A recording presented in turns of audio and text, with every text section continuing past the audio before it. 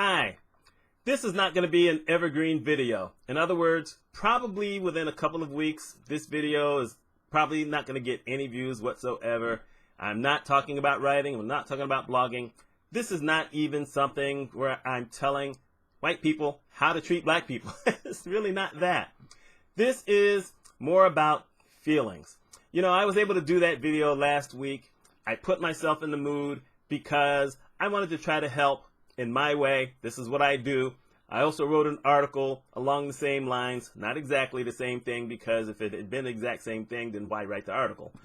But every once in a while, you just have to get real for a while. And I have watched a lot of the lot bigger YouTubers who are people of color. Okay, black people. Tell like it is. I've been watching a lot of them. I've seen a lot of these things. And everyone's got the exact same story. We all tell the same story. And it's my turn, because this has been almost 2 weeks now, at least a week and a half. And I got to tell you, the reason that video made so much of an impact on me, and not saying that all the other stuff hasn't bothered me. Obviously, I did a video a long time ago about Trayvon Martin, and I've done some other videos about Oscars so white, and, you know, I've done those things. But this was us watching a man die, and then continue to have the pressure put on him after he was dead. The last time I saw anyone killed live, because, you know, most of these things aren't usually filmed at the time it's happening, was when Dale Earnhardt got killed. You know, like, wow. And that had been a long time ago, and at that time, no one knew he was killed. And the strange thing about that is that I've watched 2 race car driving tournaments, whatever those things are called. I've watched 2 in my life, and both times someone died. The other one was when Swede Savage killed himself in 1974, I believe, in the Minneapolis 500, and then Dale Earnhardt. That's why I don't watch car racing, because I don't want to see people die. But I had to watch this, and I didn't know he was going to die in it. I probably should have, because it wasn't live, but I just didn't see that coming. And it just impacts you more, which is stupid to say, but it's true. It impacts you more when you actually see someone die in front of your eyes, or, you know, like that, than hearing about it or reading about it later on. By the way, when my dad passed away, obviously I was there, but I'm talking about non-family, other reasons why. It's been a tough week and a half. It really has. I have to thank my friends, online friends and offline friends, because I've gotten a lot of support. A lot of people have wondered how I was doing. I've shared some things on Facebook and on Twitter, and people have said the nicest things. And that's nice. I appreciate that. A lot of those are friendships I've cultivated over a bunch of years. And, you know, thank you for that. I haven't had to deal with things like Lamar Wilson had to do, where he mentioned in his video that every video he puts out, and I'm going to link to his also. He says every video he puts out, no matter what the subject is, there are always a ton of comments where the N-word is in it. It's like, what is wrong with you people? Now, that doesn't show up in mine because I have the filters set to block tons of stuff, which has irritated some people here and there, but tough. I don't want your filth showing up on my channel. I don't want to have to deal with it. Let YouTube deal with it. If I end up having to deal with it, I might as well be somewhere else. But it's been a tough week. Every time I've tried to relax a little bit, something else comes up. And like I said, last week, I've got other things going on in my life that are causing a whole bunch of stress, and yet this thing keeps coming up. And I gotta tell you the truth, I had no idea what Antifa was, because it had just never really come up to me. But after reading up on it, and yet knowing that a lot of the looting and rioting has been inspired by white supremacists, and yet the other side is saying, well, it's Antifa and George Soros, who I'd also never heard of before, because I don't know everything, you know. And I had to go research him, and I said, okay, a lot of this doesn't make any sense either, but still, we have all this other kind of stuff going on. And the orange guy doing his thing, where they shot tear gas at peaceful protesters so he could go get a photo op. at a church that he never had gone to before, and holding a Bible, then going off. And today, I read where he's putting up another wall. They put up a wall after 2001 to make sure that you could keep people back and keep cars back, and now they've added another wall? Goodness. The first time I went to Washington, D.C. in 1978, there was no wall. You could get as close to the White House as you wanted to. Didn't want to, because I had other things I wanted to see in Washington, D.C., and truthfully, the temperature was like 93 degrees, and it was miserable. And I was wearing a shirt and tie because I was down there for something else. But still, you could just walk up to it if you wanted to. You couldn't go inside, obviously. And you had some, you could get, okay, I'm saying walk up to it. You couldn't walk up super, super close, but there were no barriers. You could just do that. But it's a whole new thing now. Things have just changed so much. And, everyone else has talked about different things that they've worried about. And I got to tell you the truth. This week, for the first time, I share a backyard with a major store called Wegmans. Wegmans is the major grocery chain up this way.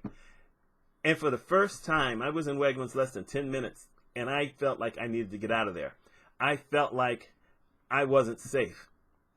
And like I said, I've been going to Wegmans since 1975, and I've been sharing the backyard with them for 20 years, but I didn't feel safe. And you're 6 foot tall, and you weigh, okay, I don't weigh 250 anymore, but, I'm less than that. But still, I'm not necessarily a small guy. Imagine this. Let me just tell you this. I live in a house where when we first moved to this area, I used to ride my bike up this street, and people came out of the house to watch me riding my bike up the street. And I tell people that, and they don't believe it. I say, yes. It was like they just called down the street and say, look out the window or come outside. You won't believe what's on our street. And then 25 years later, I end up buying a house on this street, right at the bend, because there's a bend here. And everyone on the street knows who lives in this house. How do I know that? Because when I walk the neighborhood, and I used to walk the neighborhood, I still do, but, initially, walking the neighborhood, no matter what point I ran into someone, because, other people are walking, say, oh, you live in that house up there? Yes, I live in that house up there. Last year, I got someone else's mail, and I took it to them, like 4 or 5 houses down. And this older lady comes to the house, and I give her the letter. She says, I've always wanted to meet you. I mean, at least it was friendly, but still, they all know who's in the house. And I felt vulnerable. Wednesday, I just felt really vulnerable. It's like, everybody knows I'm here. At any time, they could, all come here. Someone could be shooting through my window, and that sounds paranoid. But you know what? I'm surrounded by a bunch of people who have those signs out promoting Mr. Orange. I don't feel safe. I really don't. I don't want to say that everyone who supports him is violent, but boy, the stuff I see is scary. And I'm someone who back in my 20s used to hop in the car and drive. Didn't care where I went. I just drove. I wanted to see things. And most of the time there were no black people anywhere I ended up going. But I wanted to see. I was fearless. I didn't think about other things. Now, what's funny is I was more fearless out there than I was here, which is strange because, I've lived here for well, like I said, 1975. What's that, 45 years? At least it'll be exactly that in July. I don't know why I remember dates. But it's a scary thing where you're more scared about the area you're in than going to places that you don't understand. It's a weird thing. But I just felt vulnerable and exposed, and it's just weird. I have a friend who I went to high school with, and we were best friends in high school. There was the few of us together. We were best friends in high school. Who I talked to Wednesday for the first time in probably 6 or 7 years. And 2 minutes into the conversation, he says to me, I don't know that I believe all this stuff about the police targeting black people. I said, wait, stop right there. Have you been paying attention to what's going on in the news? He says, well, but I don't see it. You're white. Why would you see it? How many black people live in your community? Well, not a lot. Okay, how often do you watch the news? Well, not all that often. Then you're speaking from an uninformed point of view. Let me tell you the truth. And I started naming different situations. He says, well, it can't be that bad. I said, and like I said, this is a guy who was my friend, and he doesn't listen to me. It makes you question people. It really does. It makes you question whether anything you do or anything you say means anything to anybody. And like I said, it's like, wow, how did that happen? And I just don't get it. I don't know. And so, you know, like I said, this is a rambling video. The point basically is that I side with everyone else who has mentioned in their videos how vulnerable they have felt, how much attention they get that has nothing to do with the work they do or the videos they do or the music they do. You know, you walk out. There's no hiding this. Not that I've ever wanted to, by the way. I've always been black and proud. James Brown, I'm black and I'm proud. Malcolm X, we're black. We're good. Even Martin Luther King Jr., you know, he could say, we're black. We're just going to do what we have to do. All we want is the chance. You know, I'm going to stop it now because I just don't know where else to go.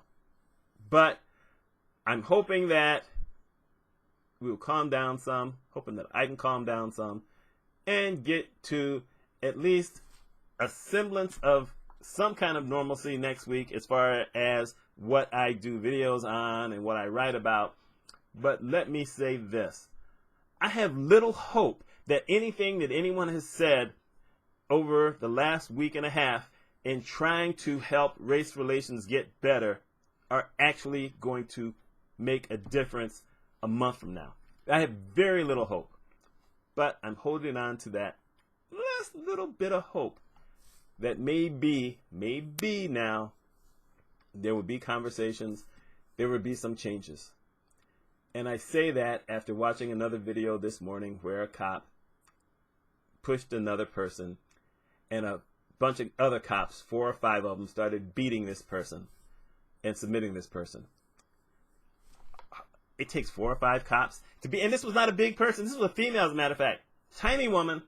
4 or 5 cops had to beat her. We got a long way to go, folks. And I'm 60. And I just don't see it coming, but I've got that little bit of hope that maybe, just maybe, we can find a way to have a conversation. And I'm a guy who used to do seminars on diversity. Haven't done one since 2004. How's that sound? Interesting. Anyway, y'all take care, and let's see what happens. Bye.